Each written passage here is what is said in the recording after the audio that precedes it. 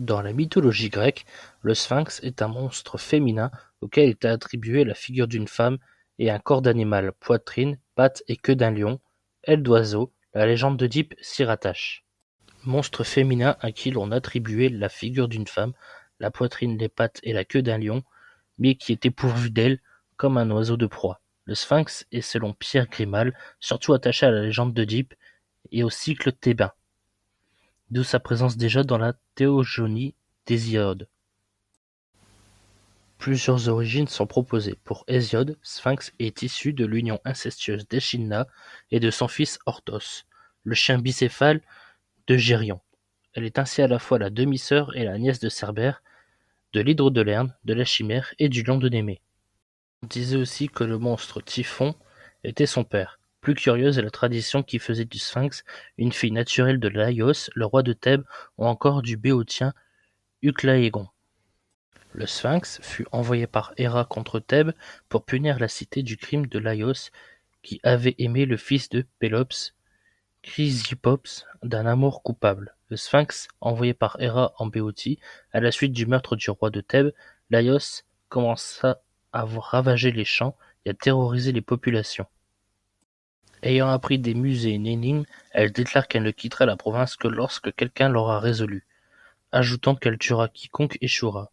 Le régent, Créon, promet alors la main de la reine veuve, Jocaste, et la couronne de Thèbes, à qui débarrassera la Béotie de ce fléau. De nombreux prétendants s'y essaient, mais tous périssent. Arrive Oedipe, la Sphinx lui demande: quel être pourvu d'une seule voix a d'abord 4 jambes le matin, puis 2 jambes le midi et 3 jambes le soir? Oedipe trouva la solution. Il s'agissait de l'homme. De fait, lorsqu'il est enfant, il a 4 jambes, car il se déplace à 4 pattes. Adulte, il marche sur 2 jambes. Quand il est vieux, il a 3 jambes lorsqu'il s'appuie sur son bâton. Furieuse de se voir percer à jour, le Sphinx se jette du haut de son rocher ou des remparts de Thèbes selon les rumeurs et meurt. C'est ainsi que Créon, tenant sa promesse, Oedipe devient l'époux de Jocaste, contractant ainsi avec sa mère une union incestueuse. Dans la mythologie égyptienne, le mot sphinx désigne une chimère symbolisant l'union du dieu solaire Ra, corps de lion, et du pharaon, tête humaine, parfois tête de faucon ou de bélier. Le premier sphinx est apparu sous la 4e dynastie de l'Ancien Empire il y a environ 4500 ans. Il s'agirait non pas du sphinx de Gizeh bâti par Khéphren, mais de celui représentant son frère Djedefré ou Didoufri qui fut pharaon avant lui. Lors des fouilles de la pyramide de ce dernier, les archéologues ont découvert une petite sculpture de sphinx, ainsi qu'une tête sculptée portant les insignes de la royauté qui semble appartenir à un sphinx. Cette sculpture de la tête du pharaon Djidoufri est exposée au musée du Louvre à Paris. Le sphinx serait un mélange entre, d'une part, la force et la férocité exprimées par le corps du lion, et d'autre part l'intelligence, la prudence et la réflexion représentées par la tête humaine. Ainsi, un sphinx dont la tête prend les traits d'un pharaon nous donnerait l'image d'un souverain puissant, mais dont l'intelligence raisonne les actes. Les sphinx étaient représentés par des statues de pierre.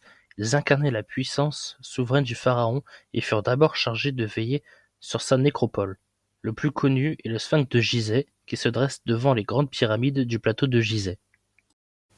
C'est surtout à partir du Nouvel Empire qu'il se multiplie à l'entrée de la plupart des temples sous la forme de longs alignements de sphinx se faisant face de part et d'autre de la voie d'accès. Ces sphinx connaissent plusieurs variantes iconographiques. Dans la pose: sphinx couchant, parfois muni d'ailes ou tenant un vase entre les mains; sphinx assis, pattes de devant relevées; sphinx passant ou marchant, souvent représenté piétinant l'ennemi; sphinx féminin. Voilà, c'est la fin de la vidéo. Si vous avez aimé, n'hésitez pas à partager, mettre un pouce bleu et à vous abonner, ça nous fera plaisir. Sur ce, moi je vous laisse, à plus.